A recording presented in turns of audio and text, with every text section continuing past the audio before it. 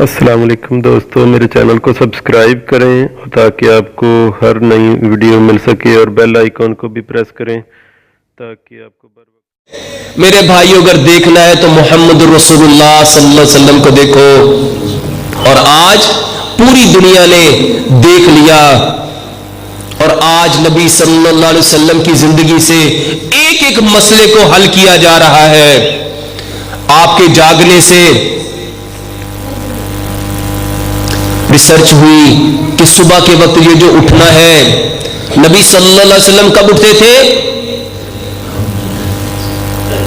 تہجد کے وقت۔ اور آج کی ماڈرن میڈیکل سائنس کہتی ہے جو بندہ تہجد کے وقت اٹھتا ہے، میرے بھائیوں، اس وقت فضا میں کچھ ایسی چیزیں ہوتی ہیں، یہ سائنس کہتی ہے کہ وہ انہیل کرتا ہے، آکسیجن اندر جاتی ہے تو اس کے جسم کے اندر ایون کوئی بھی کرونک ڈیزیز ہو، کوئی بھی ایون کہ کینسر تک ہو، میرے بھائیوں، وہ بھی ٹھیک ہو جاتا ہے۔ سائنس کہتی ہے وہ کچھ انویزیبل فورس ہیں جو صبح کے وقت اٹھتا ہے، وہ اپنی بیماریوں کو ٹھیک کرتا ہے۔ سائنس کو نہیں پتا چلا، مگر مسلمانوں کو رب تعالیٰ نے بتایا۔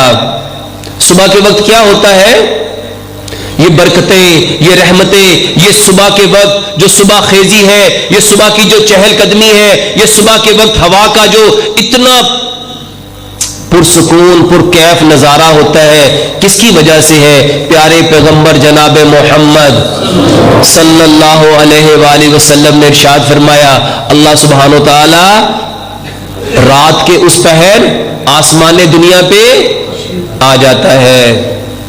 سائنس نہیں سمجھ سکتی، کیونکہ سائنس کے پاس یہ ویژن نہیں ہے۔ سائنس کے پاس جس دن قرآن آ گیا، ابھی تو وہ صرف اس کے اندر سے ریسرچ کر رہی ہے، جس دن اس نے مان لیا، ابھی تو ایویڈنس کے اوپر پروف کر رہی ہے، اور انشاءاللہ 80% اسلام کو وہ مان چکی، 20% جو رہ گیا ہے انشاءاللہ وہ بھی پیارے پیغمبر جناب محمد صلی اللہ علیہ وآلہ وسلم کا ارشاد ہے، جو دین میں محمد صلی اللہ علیہ وسلم لے کے آیا ہوں وہ کائنات کے ہر کچے اور پکے مکان میں جا کے رہے گا۔ صرف